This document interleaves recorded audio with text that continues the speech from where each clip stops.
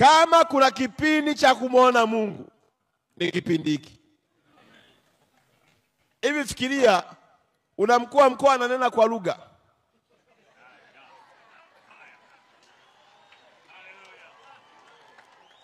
Yaani una mkuu wa mkoa ambaye hamuonee aibu Yesu. Yaani una kiongozi ambaye akiingia kwenye magoti hauwezi kuelewa kati ya makamasi na machozi akiwa na utafuta uso wa Mungu. Alafu wewe mwana wa Mungu unakuwa mnyonge.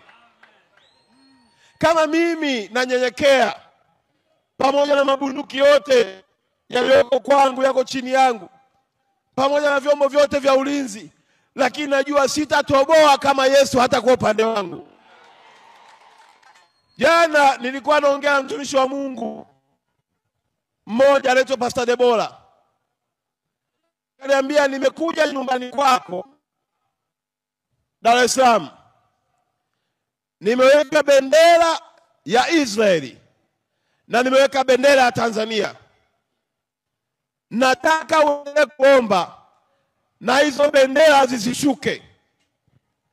Leo nafika hapa ninaiona bendera ya Israeli, naiona na bendera ya Tanzania, na katika mkoa huu havitashuka. Tutaendelea kulitunza agano la Mungu katika mkoa wetu. Mtanisamehe sana kama siongea mambo ya serikali. Fikiria mimi ni mtumishi wa serikali ya Jamhuri ya Muungano wa Tanzania. Ona ninavyotamba.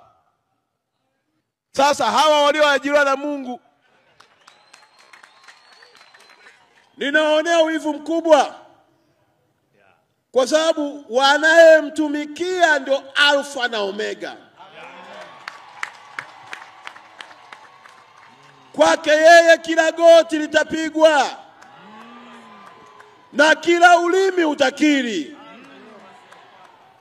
Mimi tabaki hapa naelezea mradi, tunataka tujenge SGR, tunajenga uwanja wa mpira. Lakini wao wanaongelea Mungu ambaye anaiona dunia yote, ambaye akiamua kuzuia ugonjwa usije kwenye taifa letu, anazuia ugonjwa. Na mimi najua wanaowachonganishaga viongozi wa dini na serikali, na wajua. Wewe fikiria hapa alivyofundisha mtumishi wa Mungu. Kuna mtu anaweza akachomoka kipande kadogo tu, kata. Viongozi wa dini wa mkoa wa Arusha waionya serikali.